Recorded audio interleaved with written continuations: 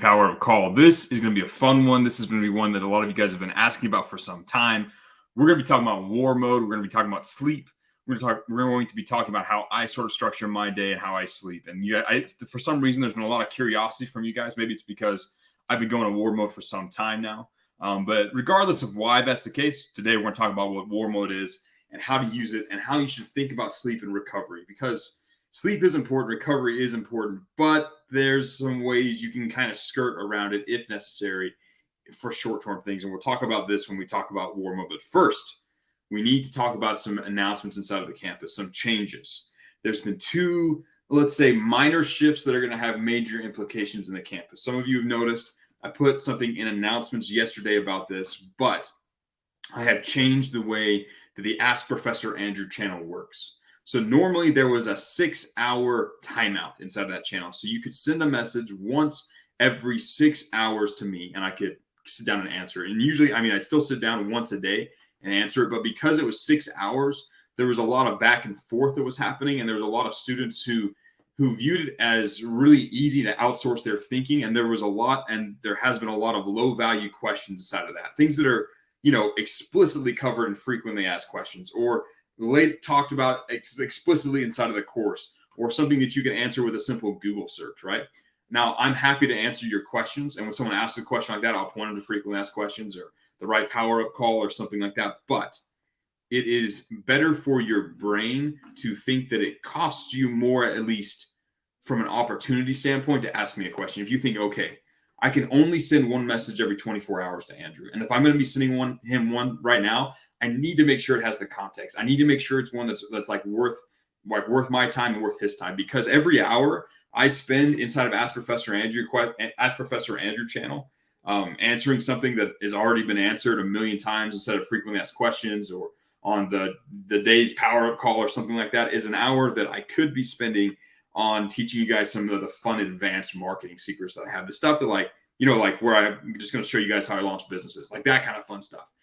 And, the boot camp is going to take longer and longer for me to release, the more time I have to spend inside of Ask Professor Andrew channel, answering questions that I've already answered before. So as sort of an announcement, I put it inside the announcements channel, but for those of you on the call, know this, remember this, encourage your fellow students to take it very seriously, right? I've set it to one question every 24 hours. I might shift it to one every 2 days or one every 3 days if I need to, right? I'm going to keep adding the timeout until it becomes in your mind, you're like, okay, I've got a chance to talk to Andrew right now. I'm not going to blow it. I'm not going to waste it. I'm going to make sure I give him enough context information so he can actually help me. I'm going to adjust that until the cost for you, at least in your mind, forces you to invest more into your question. It's like that.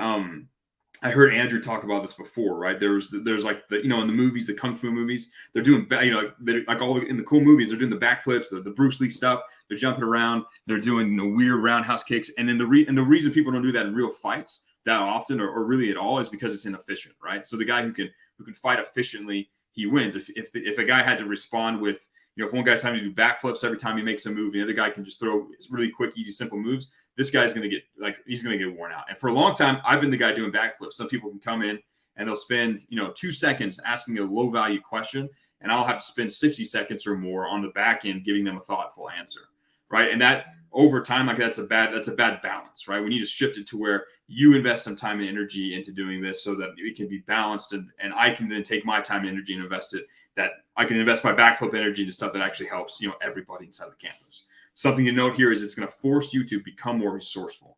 Every single person I've ever met, every successful person, millionaires, multimillionaires, top athletes, everybody I have ever met, I look at them and I'm like, oh, they're just as resourceful as me. They are the kind of people that go out and they find answers and they depend on their own brain first. I want to help you guys develop that ability. So that is why the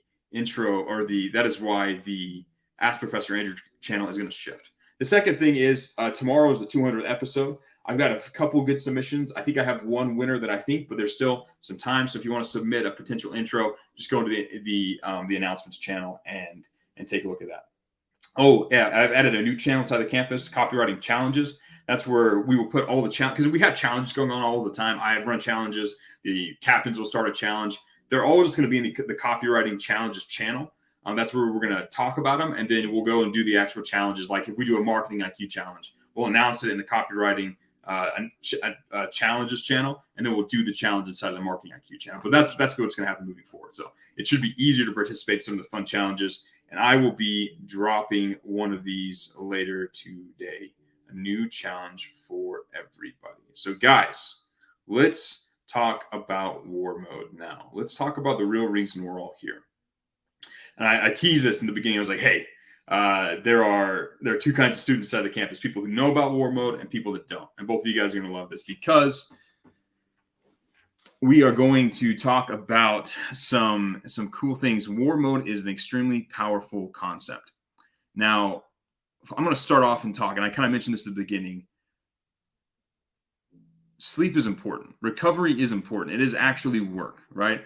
I'm the kind of person that can work myself so hard and ignore recovery that it makes me less effective. I'm that kind of person. Some people are the other way around, and they like try and recover, and they can't work hard, and they need to sleep and all that stuff. Now, there's some people that are like that, and that's okay for them. However, if you're the kind of person like me who has the tendency to overwork yourself, you need to make sure you budget in sleep, and you need to make sure that you're getting adequate recovery, because you need that recovery in order to be as competitive as possible. In order to have the strongest mental capacity as possible, you need to make sure you're getting some sleep. However, there are times where you can kind of get around that. You can leave sleep behind. I'm going to tell you how I personally do this. Now, this is not medical advice. I want you guys to all take time to carefully think about how you approach this. But let's talk about what I call war mode. So every so often, maybe 2-3 times a month, I'll go into war mode. And war mode is where I take a short-term goal, right? I take a small, important goal, and I dedicate myself to it like an insane person for like 2 to 3 days, right? I'll work like crazy. I'll sleep very little. And then afterwards, I'll go back to my normal. I'll have a serious recovery day, and then I'll go back to sort of my normal grind. My normal thing, I sleep, 6 to 7 hours a night, and all that good stuff. Pretty normal, pretty sustainable for me. And it allows me to be at the highest focus. But when I go into war mode, what I'll do is I'll shift my sleep down from anywhere from like 3 to 4 hours a night, right? And I'm just pushing like crazy towards the goal. You can't do war mode without a goal, right? War mode is always about an objective. You go out, you push, you get the objective done, you sleep very little, and then you kind of recover. Now, you can take like quick naps during those war mode days. So like when I'm sleeping 3 hours a night, I will take a 15-minute nap, usually in my chair, so that way I don't fall asleep. But I'll take 15 minutes and super recover, or I'll do a quick NSDR, no sleep deep rest, like meditation thing to reset my body and get some quick mental recovery. I'll still go on quick walks to refresh my brain during that time. But that is how I run war mode. And I'm going to tell you where I got this idea from and how I started using it myself. So I'm in the military, right? And we do these little, every so often we'll do what we call 72-hour ops, right? Where we practice shooting artillery for 72 hours, right? And we just, imagine you're out there and stuff gets real and you really need to go out and fight for like 72 hours, right? You straight just sending artillery rounds, boom, boom, boom. And we'll have sleep schedule, we'll still cycle around, but for 72 hours, it's you'll get, 3 hours of sleep a day, maybe, if you're lucky, right? Just because of how it's structured. And I realized that this was kind of a pattern that had existed for a long time. If you rewind the clock back, 5,000-10,000 years, when we're back in the tribe times, as a man, one of the big things you would do is you would go on a hunting party, right? Where you leave the tribe and you go off up high in the mountains for 2 or 3 days, find the big animal, kill it, and bring it back, right? You get very little sleep. You'd be traveling at night, hunting at night. You'd be moving at night. You'd sleep a little bit when you got the chance. If you had a chance to take a quick nap, you would, but you would just be relentlessly pursuing this goal. Or you'd go on a raid party, go raid the other tribe, and you travel 2 or 3 days at night, fight them, kill their horses, take their stuff, and leave back, right? Like that's how humans kind of evolved. We've evolved to do these little sprints, these little wars, right? If you have a major battle, it's like a 2 or 3 day. You got to move to the place. You got to fight the person. You got to win. You got to lose, and you got to come home. You got to move. That's how humans have been structured for a very long time. And I realized that I could do the same thing. So I started doing this with my copywriting. I would come across a challenge. I'd be like, you know what, like. I'm going to learn how I'm going to write the sales page for this client, or I'm going to improve my outreach in this particular way. And I would make the day just all about, I would make the day all about just completely about that thing and just focus on it like crazy and push towards that short-term goal. I could do too big of a goal, but if I picked a small enough goal, I could use that to just dive forward and just like crush that goal. And it started to work. And then I would recover and I would do these sprints every so often. You can't do it forever, but that is how I do war mode. Now, there have been times in my life where I've drug war mode out. You can't really do it you could do it for a week, but you really start to see the diminishing returns in your brain, and you have to stop and have a recovery session, right? I pushed out to a week and a half. Maybe some of the times you guys have seen me kind of haggard. I've did war mode almost for a month, a couple of times, and like it really can tear into you. But war mode is something you pull out every so often, again, 2-3 times a month when you need to make key progress towards your goals. And for some reason, tapping into it and calling it war mode and thinking of it as a quick raid will massively improve your skills, will massively improve your output during that time. So that's war mode. I'm going to be giving you guys some more advice on like recovery and mental stuff, like the side effects of it. And I want you guys to be careful with it, right? Because the tendency is to use this in the extremes, to either go too far into war mode where you're just pushing the entire time and you burn yourself out. And I say burn yourself out, like you reduce your effectiveness to be able to think because you're just in war mode for too long. Or you go the other way and you focus too much on recovery and you never get anything done. There's a balance there where you become the most competitive version of yourself. And I'm going to help you guys kind of find out over the next couple of power calls. So guys, think about this. Think about using war mode. If you have a challenge, if you have an obstacle that you haven't been able to get over, if you need to go through a deep analysis and figure out a short-term objective, do it. Find a goal and then, maybe test out war mode for 2 or 3 days. Just work like a madman and make it happen. Shift something important inside of your copywriting world and then turn around and then go back to recovery, go back to your normal approach. If you're like me, you will find that it helps it'll help you tap into greater energy and achieve more results in a short amount of time. Guys, it's been a fun one. Real quick, I've seen a bunch of people talk about the in the chats. You guys are talking about the call, the review call that got recorded with the wrong link. Yeah, my team's working on it. So I send that to my team. They upload it.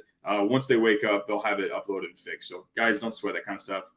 It's in there. So guys, this has been a good call. It's been a fun one. I'm going to be talking more about some of these principles moving forward. I want to help you guys put yourself in a mental position where you're the most competitive version of yourself possible. So guys, it's been fun. I will talk with you guys again tomorrow. We'll share some more insights. Until then, let's go out and let's get it.